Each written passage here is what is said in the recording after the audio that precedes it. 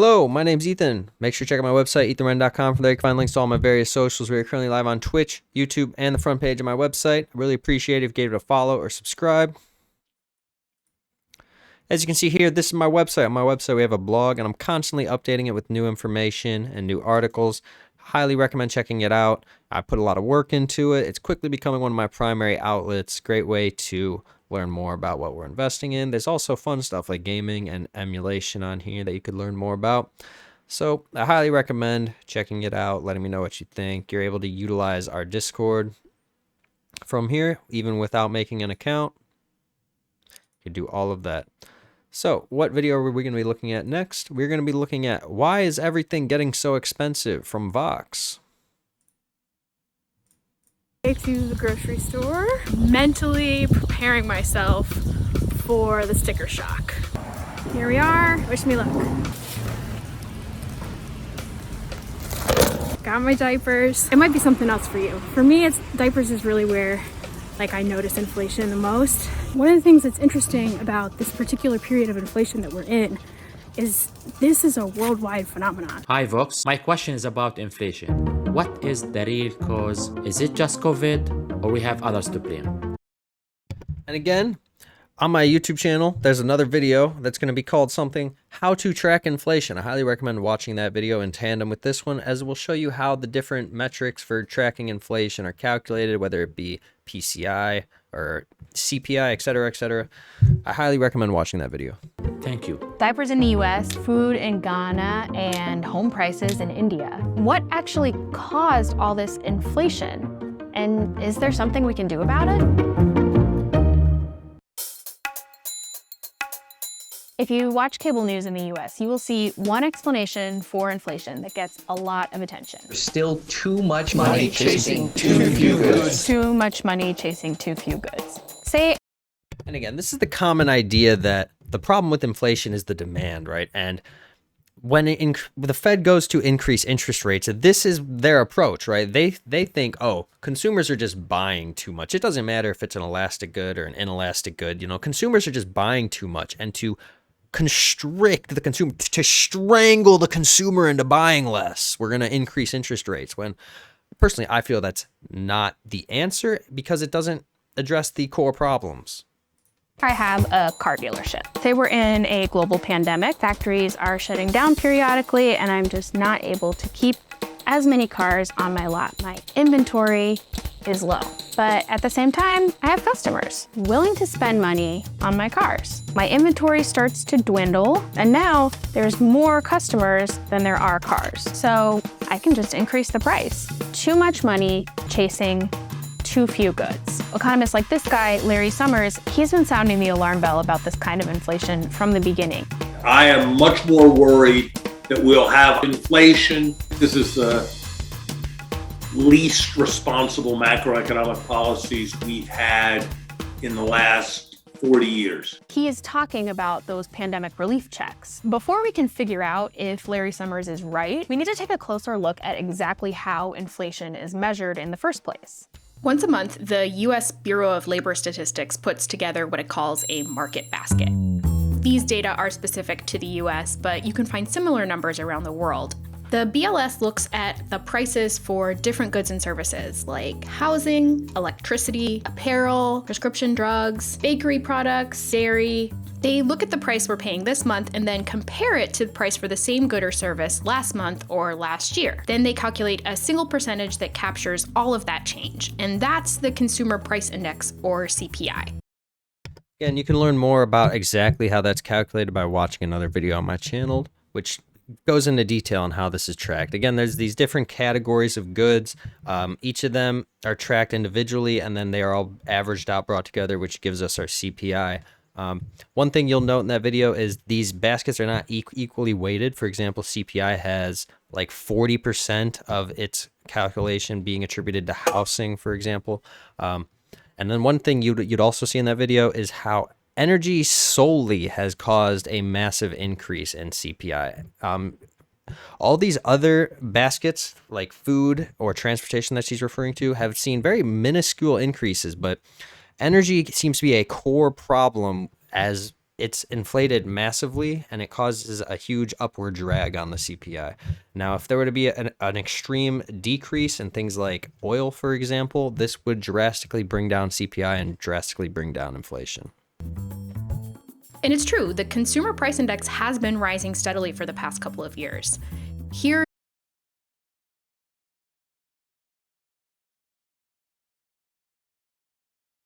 something we also pointed out in that video, again, over here, we have 2022. Here's the QQQ index. Remember, this dip right here is 2022. And then she's also representing all the way into January 2023, which this chart would represent right about here.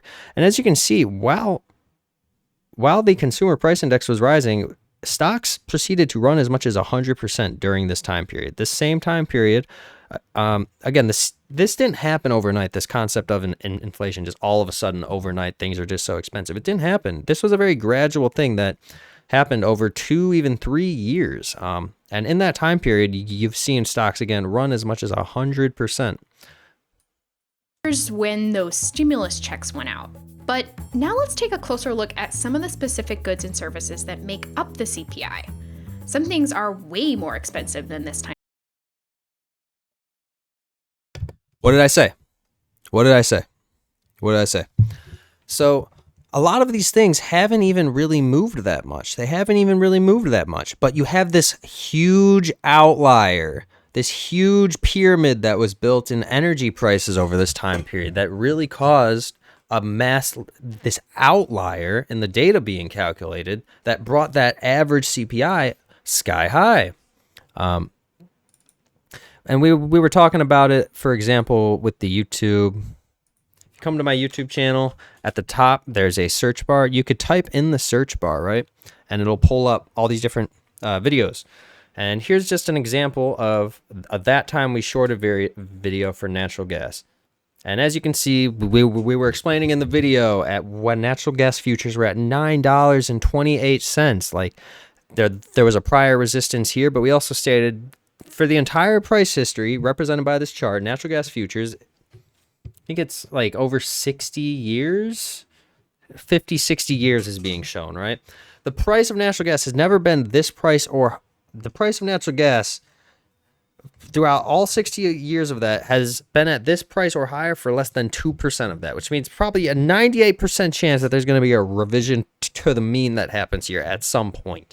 And quite clearly, that's what happened. Look at our quote. We quoted as much as an 82% decrease in a relatively small time frame. Well, let's fast forward a little bit. That's exactly what happened. Same time frame, same monthly candles, completely decreased all the way down to as much as $2 flat. This video was at $2.50, but you can see a wick. It was down to $2, and it's currently at roughly $2 right now when I'm making this video. So we've seen this extreme decrease in energy prices, which you would only expect to start bringing down the CPI index, because the core problem with inflation, as she's stating, is these outlier categories that seem to have had the biggest price increases. And clearly there was something shady happening in energy prices. If you just look at the history, right? If you just look at the history and the price point it was at, like, this is unacceptable. There was clearly shady things happening here, but clearly natural gas has come down. Currently, right now, I'm projecting oil to see just as much of a decrease. And once oil prices really start to come down, I think inflation is really going to be in a place where it's better for everyone, right? And again, a common misconception with inflation is this idea that inflation is just always bad, and we want zero inflation, when that's not exactly the case. Inflation will never be zero. Inflation is basically never zero. If you look at inflation charted over like 100-year time, like it's almost always a positive number. This idea of bringing it to that just won't. It tends to, a very healthy amount of inflation is roughly maybe a 2 to 3% range. I think that's what the Federal Reserve is currently trying to aim for. But by misdiagnosing the problem of inflation, by blaming it on stimulus checks when people were forced to stay at home when they could not go to work, by blaming it on things like the stimulus check. Oh, or blaming it on demand, like, oh, there's people are just buying too much. People have too much money. People were out of work for a year because of COVID, but somehow they have too much money and are buying too many goods, regardless of whether they're elastic or inelastic, right? These are clearly not the problem. These are clearly not the problem. The core problems that are bringing CPI higher than it should be are these outlier categories, purely energy, which basically is just energy, that are dragging up the average value across all these baskets. And if you would bring down the prices of energy, which, hello, I mean, I guess the only one advocating for America is me, I guess, by bringing natural gas down to 2. And we're still waiting for oil to tank as well. I highly recommend potentially looking into a short on oil and maybe taking some sort of executive action that would bring down oil prices, right? Or like approving new pipelines, increasing production, things like that would help bring down the value of oil. And then that would objectively, certifiably, 100% without a doubt, bring down your CPI, bring down your inflation. That would be a true solution to the problem, but everyone seems to be ignoring it. Last year, like fuel oil, airline fares, gas, baked goods, dairy products. But there is some stuff that's held fairly steady. In a normal, healthy economy, the Federal Reserve expects for inflation to be about 2% a year. And for stuff like clothing, prescription drugs, and education, prices are only slightly above that. And again, she just points out, like, most of these categories are not even at an unhealthy level. In fact, they're perfectly fine. In fact, this is exactly what you would want it to be. So again, by looking at the components that calculate inflation, such as this, our CPI index, you can really identify, how should the Federal Reserve fix this? How could the Federal Reserve possibly fix this? Like, it's so obvious, guys. Stop like At 2%. punishing the consumer in the form of increasing interest rates, restricting their access to money. And on top of that, one more thing to add, like, with natural gas futures and commodities being traded at roughly a $2 price point, why is it when I go to the pump here in Ohio, it's not like I live in LA or New York where they just get price gouged for the fun of it, right? Where they have like sin tax on everything. No, I live in Ohio. We get pretty competitive rates on our energy, right? Why is it that the assets are trading at roughly $2 per, but when I go to the pump, it's still like $3 per? That's over a 50% increase. Like, that's clearly getting price gouged by these energy companies, these oil companies, right? That they're clearly price gouging this, even when the asset is objectively extremely cheap right now. Now, here's a chart of IEO. Here's a chart of IEO. This is a sectoral ETF that represents oil and natural gas, for example. And as you can see, there's a clear trend resistance, trend support. They're currently at maybe $58 with a support as low as $25, $30. That's as much as a 50% decrease that could come for energy companies, oil and natural gas. And again, we're expecting a huge sell-off in oil moving forward. But it's just ridiculous. Like, someone really needs to look into this difference between the price point of natural gas futures and natural gas ETPs and the prices actually being charged at the pump, because like there needs to be like a class action lawsuit against, like, it's crazy, this disparity between the actual price of the commodity and the price they're charging people. Like, this has to be like a problem. Like, these are like utilities to an extent. Like, these are what people need to, get to and from work, heat their homes. Like, it's ridiculous. You'd think the party of regulation would look into this, but mark. For used cars and trucks, gasoline and communication, that's your phone plan, internet, streaming, prices are actually lower than this time last year. It seems a bit more complicated than simply people have too much money. If that were the only problem, wouldn't everything be more expensive? Yeah, it's clearly not that there's just too much demand. Like, you cannot possibly say people are just buying too much stuff, because again, as she stated, it would have applied to every category if that was the case, right? If were the only problem, wouldn't everything be more simply people have too much money? If that were the only problem, wouldn't everything be more expensive? So unfortunately for me, the Bureau of Labor Statistics doesn't actually track the price of diapers as part of the CPI, but I did find a private research firm, Nielsen IQ, that does. So Nielsen looks at something called the unit price. Basically, they take the box of diapers, divide it by how many diapers are in the box, and that gives you the unit price. They get a bunch of different brands and then come up with this average. So in 2019, the average unit price for diapers was 16.1 cents. If prices had gone up at that expected 2% annual inflation rate, January of 2023 would have seen me paying 17.4 cents per diaper. But of course, that's not what the last few years have looked like. If the price of diapers had increased at the same rate as the CPI, I would be paying 19 cents per diaper in January of 2023. But no. I am currently paying 21 cents per diaper, an increase of over 30%. So why is it that the price of diapers is rising so much faster than the price of all these other goods? You can think of the costs of a business in a couple of ways, right? There's the wages that you pay for workers. There are investments in capital, in the machinery itself, and all of that adds up to the cost of production. And then there's the cost that you actually sell the good at. And the difference between those two costs are called a markup. One of the things that makes it difficult to report on inflation is that reporters and consumers, we don't know how much it costs companies to pay their workers. We don't know how much it costs them to import the materials that they need. But we can guess.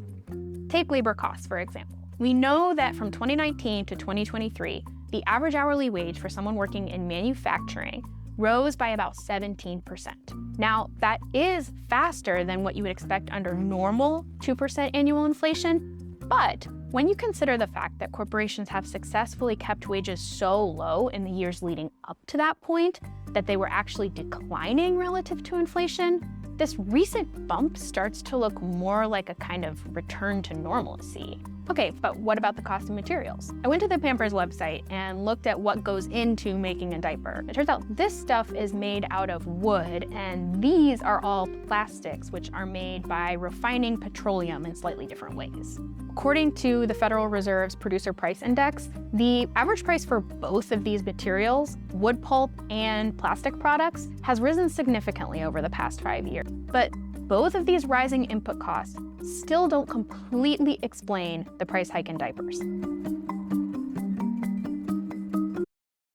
I feel like what was so often overlooked during that whole COVID era is how just companies blatantly used it as a reason to just lift their prices. There became a trend among corporations, regardless of their industry, regardless of their goods, regardless of the service, to just increase their prices because everybody else was increasing their prices. That was very much a trend that was happening during that 2020 to 2021 period. Just look at it. It was everywhere. Why are we lifting our prices? COVID. Doesn't even make sense.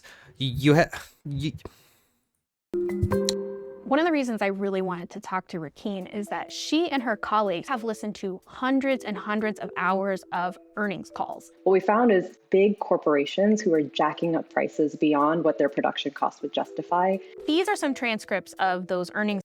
She just said what I said it, although she sounded less crazy when she said it. But when I said it, I sounded crazy. How come when she said it was normal? Calls that Wrenn and her colleagues have been listening to.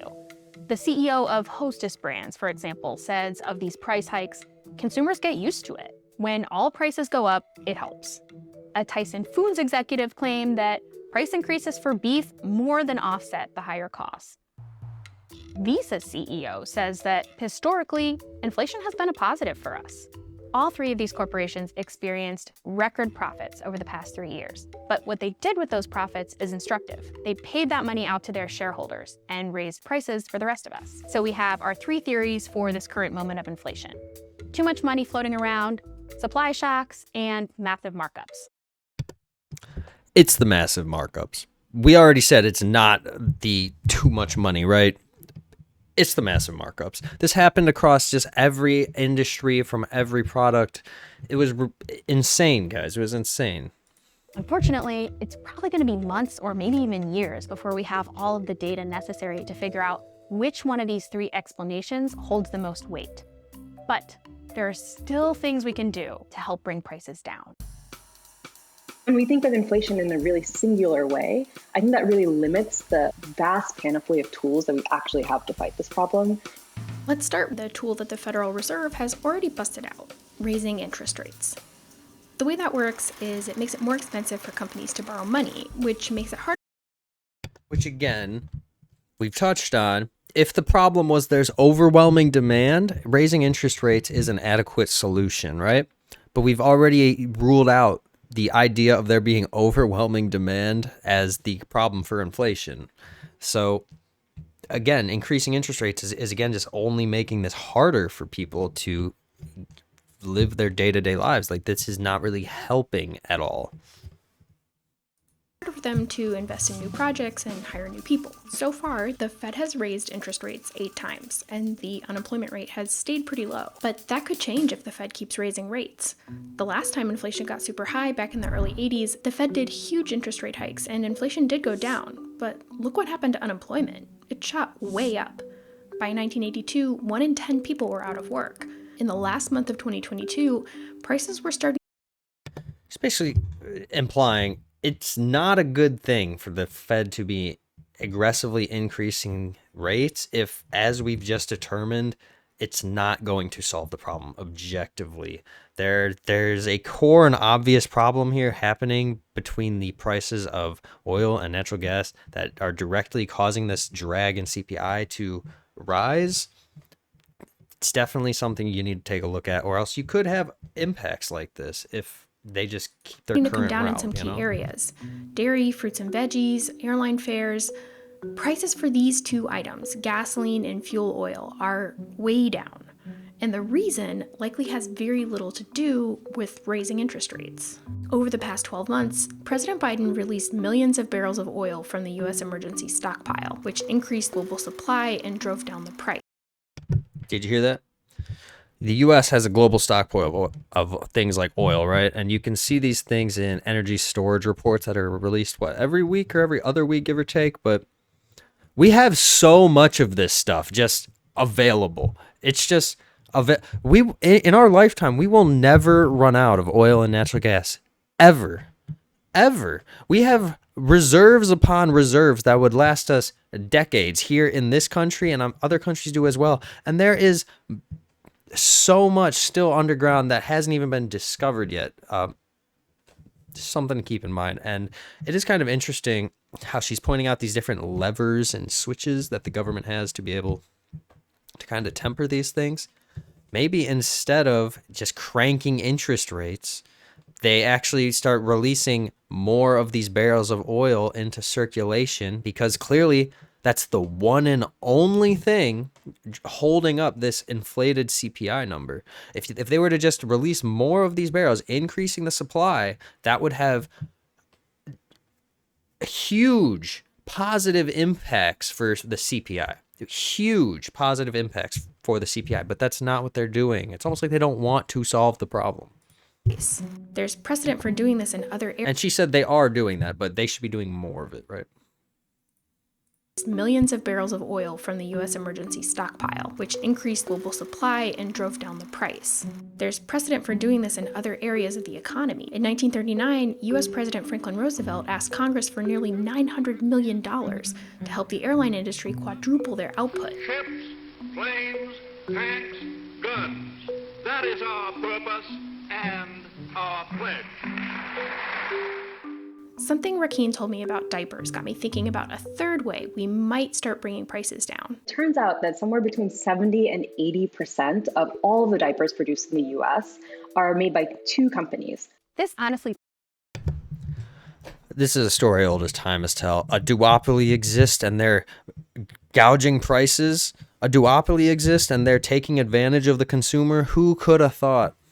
Threw me a little bit, but then I went back and looked at some of that footage that I shot in the grocery store. Loves, Pampers, Ninjamas, those are all made by Procter & Gamble. Huggies, Pull-Ups, Goodnights, all made by Kimberly-Clark.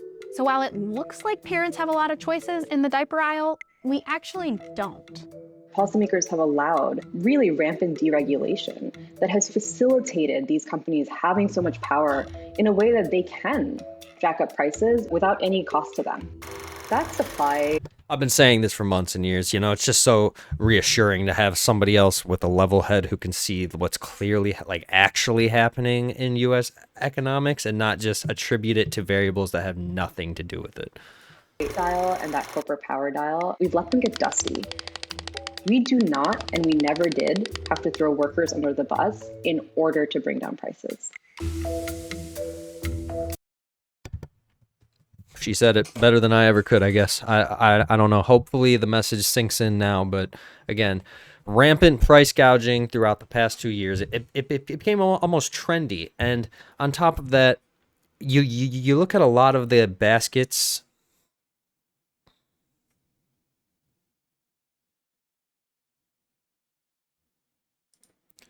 You look at a lot of the different categories used to like calculate CPI, and you realize that most of them have not even increased much at all. It's really attributed to just one or two categories that are very much causing this upward drag on CPI. Again, that being oil, energy prices as a whole. And again, you saw it at the end. There's multiple different levers that a government such as the U.S. government could employ to try and combat inflation. And interest rates is clearly not the correct one. Interest rates would help if there was too much demand. If consumers are just so rich these days, guys, right? They're just buying so much stuff. No, that's not the case.